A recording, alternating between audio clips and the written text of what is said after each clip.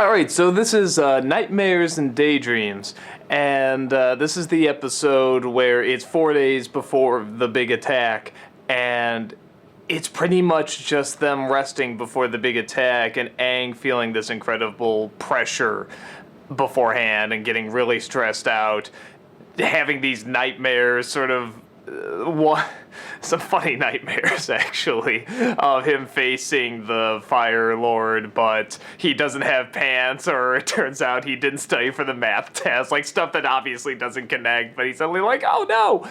And it's him trying to deal with his stress and his pressure, and everyone else trying to help him out with it. And on top of that, you have Zuko, who's finally invited back to the war meeting, and he's not sure how to feel about that. Well, at first he doesn't even think he's invited, but then it turns out like he actually has like a seat next to his father, and his father is very, very welcoming. Like they won't even start the meeting until he shows up. So yeah, so all that stuff is going on, and let me say that I really identify with this episode with Aang, because anytime there's a big shoot coming up, like I gotta do like a Suburban Nights or Double Leaf Flea, or even if I know a shoot is probably gonna be easy, I still get like, I get these dreams sometimes, and I understand this pressure. In fact, when it actually came to them saying like, oh, we're 4 days ahead of schedule, Aang. And he's like, 4 days? You mean it's 4 days until the attack? I gotta train. It's like, I felt it, man. I'm like, yeah, dude, you got 4 days. Come on, be ready. Make sure you're not gonna screw up. Make sure not any of this stuff is gonna happen. So it's like, I really felt the pressure, and I thought that they got it really good. Just sort of that anxiety you can get before going into something big, before something that so many people rely on you on is about to take place. So I thought they captured that really well, but also captured the comedy of it too. All the various ways they're trying to calm him down, even to a point where Aang decides he's not going to sleep anymore. There's a few fake outs that are pretty funny. The bit where Aang kisses Katara and says that he loves her, but it turns out it's all in his head. The reason that really works is the kid's delivery, which at first I thought, oh my god, is this like the big I love you scene, and this is how the kid is doing it? Really? You know, like he's a zombie or something, and then you realize, oh, that it was all in his head. That's why he was saying it as a zombie, and that scene is now hilarious because of it. Some good jokes in this one too. I roared with laughter when they're all telling him he needs sleep, and then Appa tells him he needs sleep too. That's another one of those I had to rewind it and see it again. I mean, that just destroyed me. And you know, what a great twist that would have been if it turns out Momo could talk this whole time. I mean, what a fucking twist that would be. I was actually kind of disappointed they didn't. Like I said, that's just one of the lesser characters in my opinion. It's like, wouldn't he become just infinitely fascinating if it turns out this whole time he could talk and he was keeping silent? So yeah, the comedy is good at it. Like I said, I think they capture the anxiety and the pressure really well. In the dream sequence, I think they're making fun of other animes or sort of paying homage to other animes. Am I right? It looks like the first one might be Dragon Ball, and then the second might be Naruto, and the last one I have no clue. I could be wrong. I don't know. I'm not huge into anime, but I think that's what they were going for. Which is fine. I'm sure it's like an homage or something like that. I don't think it was like a mean-spirited, yeah, take this. So if that's even what they're doing, I'm not sure. It looks like they were directly targeting something, but I'm not entirely sure that's what it is. I think the only... I mean, it's kind of a major problem, and it's a decent enough episode, but I was sort of watching this, and again, I'm saying, wow, they're getting this really good, how he's trying to calm down, but he can't. If anything, he feels he has to try harder, and because he's still having nightmares, he feels he's not good enough, so he has to try harder and harder, and that at the very end, he just needed the support of his friends. You know, it's fair enough, nice enough, but somewhere like in the third act, it sort of just gives up doing anything and just shows the dream. It's like that one god-awful episode of The Sopranos years ago where I think about halfway through, or again, maybe at the beginning of the third act, it was just, hey, here's his dream, and nothing else, and there's no real insight anymore, and there's no connection to plot, and there's not really even that much character. It's just zaniness, it's just surrealism, and for a guy who loves that stuff, for a guy who loves,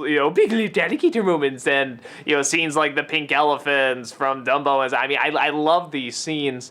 This didn't grab me. I thought it was just so not connecting to anything and just being goofy for the sake of being goofy, and maybe that's fine for some people. Maybe it's like, hey, we just needed a goofy episode, we just needed something really silly. This seems very much like those anime episodes where they do go all out goofy and all out strange and weird. Those don't grab me that much. And it's not the whole episode, like I said, it's only like the last third, and even then it does come back at the very end to the story. But I was saying to myself, oh boy, couldn't they have... There's so much going on in this show. Couldn't they develop a little something else in this time? Like, couldn't they show maybe a little bit more of Zuko? Or, even Zuko, it seems like 3 episodes ago we know what his thing is. We know that, hey, he thought he was going to have his honor restored and feel good, and he doesn't. Why? Because he didn't do the right thing.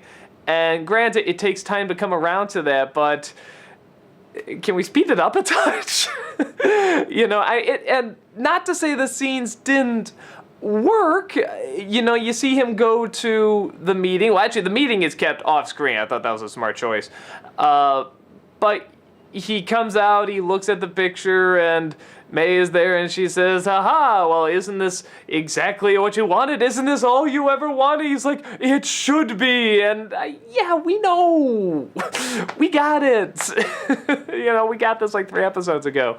So, but anything sort of emphasizing that he's going to either turn or that his life should be perfect and it's not, or what am I looking for? Anything that emphasizes that he kind of should be feeling love, or he feels he should be feeling love and isn't, is not bad. But like I said, we could either look at it from a little bit more of a different angle or speed it up a touch, because like I said, you know where it's gonna go. As soon as they say yes, they're gonna have the meeting with you, you know exactly how it's gonna end. Or when he's giving that big speech at the beach, when he's like, I'm not angry with my father, I'm not angry with you or anyone else, then who are you angry with? We all know he's gonna say myself. So again, it's not bad. Nothing in there was like, oh, geez, come on. But I am saying to myself, yeah, let's kind of get this rolling here. I was really shocked to see that, like, the next episode is the attack. God, the thing they're trying to get to in each of these seasons doesn't happen till usually, like, the last 5 or 6 episodes. And here it's like, I think I'm on disc 2. And it's already, like, the thing they were looking to get to. So again, like, that's a good surprise. I didn't know we would get here this early, and then you say to yourself, well, that's not the big ending.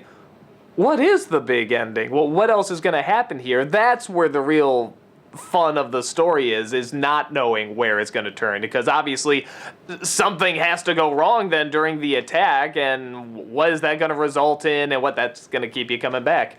So I'm looking forward to that. As for this episode, there's definitely a lot of elements I really enjoyed about it. When it just turned into the silly dream and nothing else, it was a little rough for me. I'm just saying, come on, substance, give me substance. You're so good at that show. But I know there's a lot of people that like this goofiness just for the sake of being goofy and it going all out silly. Like, even the animation style gets really, really silly. So if that's your thing, great. There's no, like, great offense in this or anything. I just felt I could have had more connection with the characters and stuff. But Yeah, there it is. When they did capture the pressure and the stress, I thought they captured it very well, and in a funny way. So I definitely like this episode. So that's it for this one. Boy, the big attack is the next episode. I'm curious to see how it all gets fucked up. So, or maybe it goes well, and then the next episodes are just them living happily ever after. Wouldn't that be strange? So, yeah, I look forward to seeing that one, and I will see you there as well.